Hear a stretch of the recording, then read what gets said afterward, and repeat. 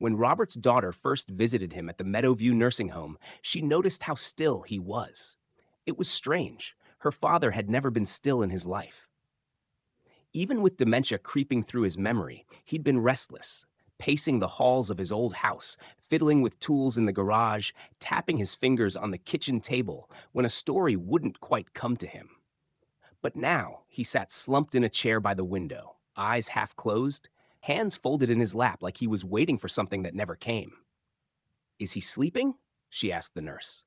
"Oh, just resting," the nurse said with a smile. "He's been a little agitated lately, so we've adjusted his medication." The word agitated clung to her. Robert had been loud sometimes, yes. He'd wander into other residents' rooms by mistake or shout when he couldn't find the bathroom. But he'd also been funny, unexpectedly affectionate, and prone to breaking into off-key songs from the 1950s. His restlessness was part of who he was. By her next visit, the change was sharper. He didn't seem to recognize her.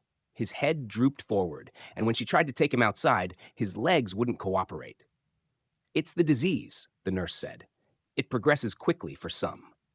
But something in her gut told her that wasn't the whole truth. Over the next months, she saw it over and over. Residents who had once been alert, even lively, slipping into that same dull state. There was Helen, who used to greet every visitor with a string of questions about the weather, the traffic, the news. One day she was chattering. The next, she sat motionless, staring at the floor. There was Jimmy, who loved to play harmonica in the dining hall until one afternoon he couldn't even hold the instrument. When she asked around, staff called it necessary medication management. They said dementia made people unpredictable, sometimes aggressive, and the drugs helped keep everyone safe. But she noticed the pattern. Agitation could mean refusing to eat dinner at exactly 6 o'clock. It could mean shouting when a stranger tried to help with a bath. It could mean wanting to walk down the hallway when the activity was already over. One nurse, speaking in a whisper during a smoke break outside, told her the truth. They want them calm, easier to manage. If someone's wandering, yelling, or getting up at night, it's more work. If they're quiet, no one complains. Families see them sitting peacefully and think they're being cared for. The drugs, antipsychotics, mostly, weren't designed for dementia. The Food and Drug Administration had even warned against their use for elderly patients with the condition because of the risks: falls, strokes, even death.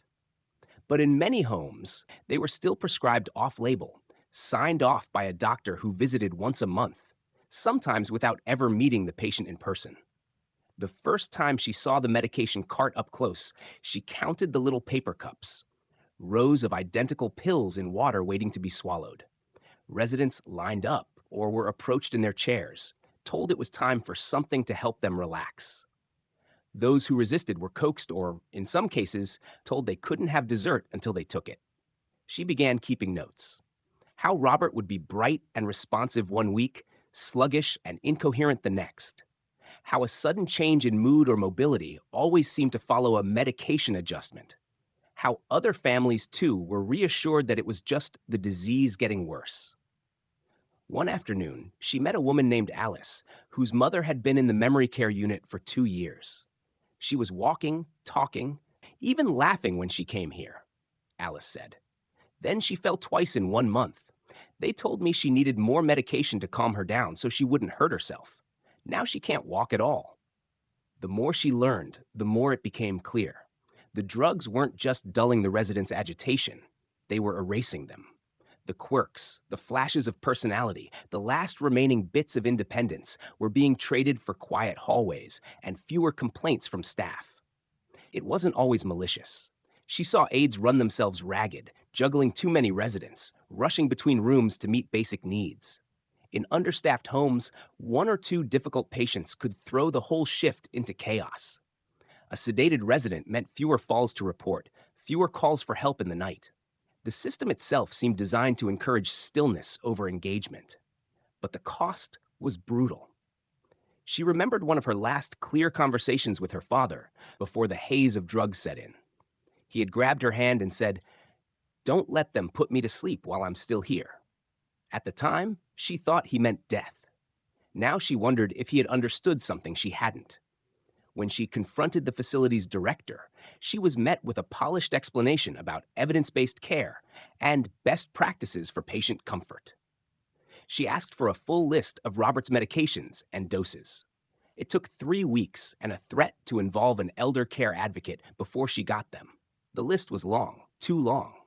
Alongside his original prescriptions were 2 antipsychotics and a sedative, all started in the last 6 months. With his doctor's help, she began to taper him off. It wasn't easy. The staff warned that he might become more restless, even combative. But after a few weeks, she saw glimmers of her father again. He hummed a tune when she walked in. He tried to stand and hug her. He forgot her name, but not the feeling that she belonged to him. Not every family had the time or resources to push back. Many trusted the nursing home's word. Some even welcomed the quiet, thinking it meant their loved one was comfortable. But in room after room, she saw the same story. The living reduced to waiting, the restless stilled, not by compassion, but by chemistry. By the time Robert passed away, she had learned how widespread the practice was. Reports from other states told the same tale. Residents with dementia given powerful drugs to make them manageable, often without informed consent. The official records would never list overmedication as the cause of death.